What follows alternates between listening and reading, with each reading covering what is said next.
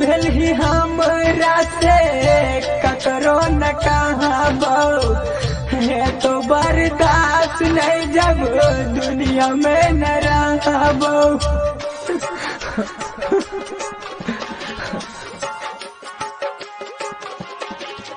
दूर भेल ही हमरा से ककरो न कहबो है तो बर्दाश्त नहीं जब दुनिया में न रहबो है तो बर्दाश्त नहीं जब दुनिया में न रहबो।